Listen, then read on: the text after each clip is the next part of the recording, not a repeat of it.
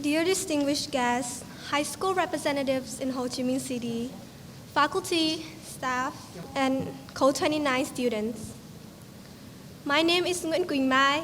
I was born in Dong Hới, Quảng Bình, which is now called Quảng Trị. And today, I am honored to stand here as a representative of the class of 2029 to share my journey to Fulbright University, Vietnam. Not long ago, I saw myself as nothing more than an ordinary student, like a blank sheet of paper. I had no clear identity, no brand that stood out.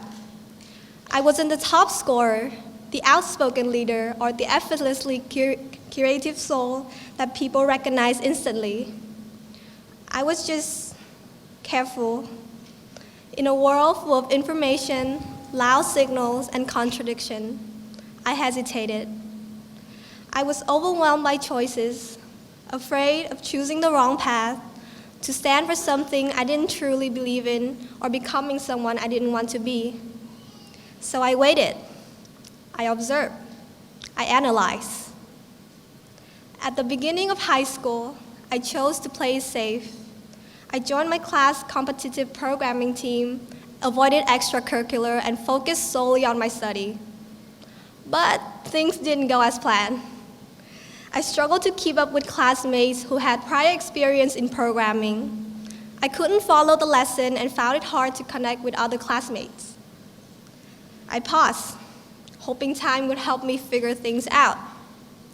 But like what Howard Zinn once said, you can't be neutral on a moving train, and the world, no matter how much I tried to pause it, kept moving. I studied at a gifted high school where everyone always seemed so prepared. Joining clubs, leading events, signing up for competitions, it seems like everyone has clear goals and a clear path. I had always been the careful kid, the one who always planned ahead. But suddenly, I felt lost.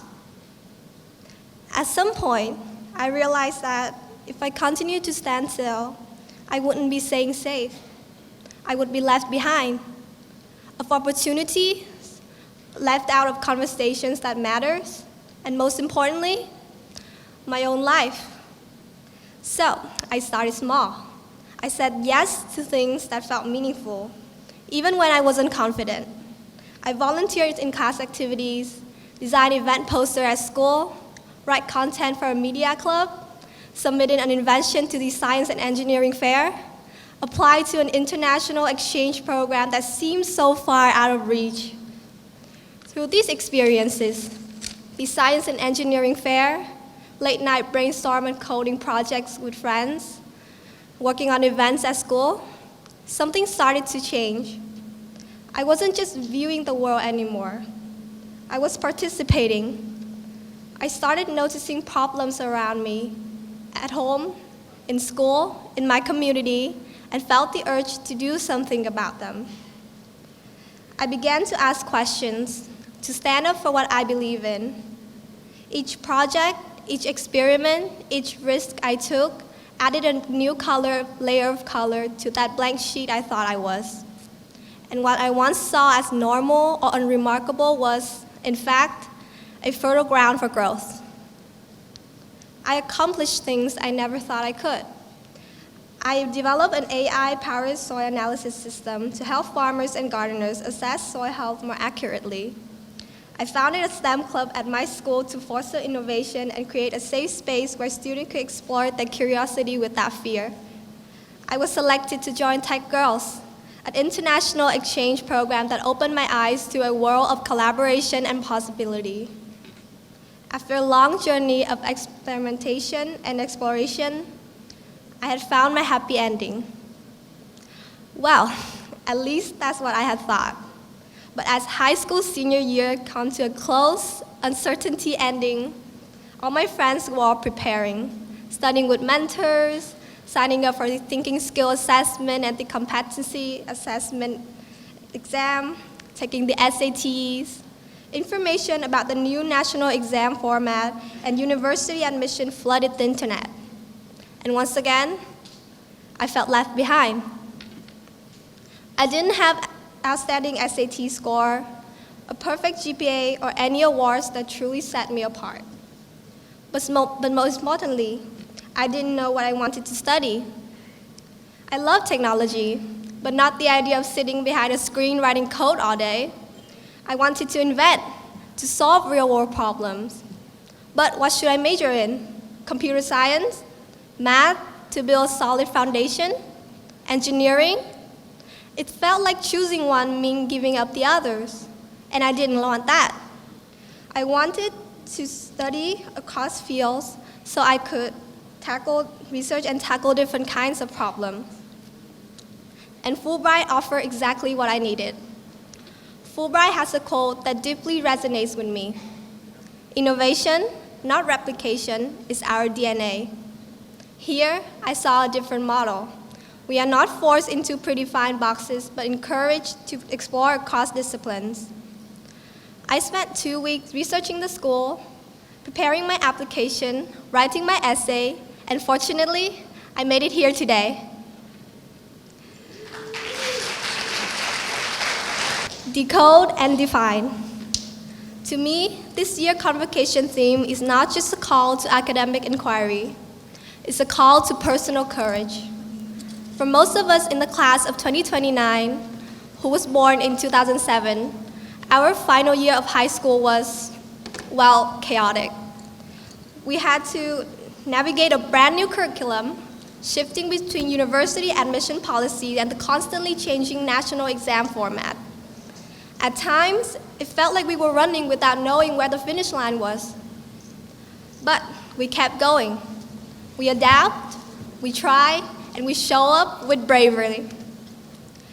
And for those in the class of 2029 who wasn't born in 2007, your decision to start a new chapter in your journey here took just as much courage. And today, we are all here together at Fulbright Convocation Ceremony. We made it. In today's world of overwhelming information, it's easy to feel uncertain. We've grown up in an age where opinions can be posted and shared more freely online. Some reflect what we've been taught at home or in school. Others completely challenges those beliefs.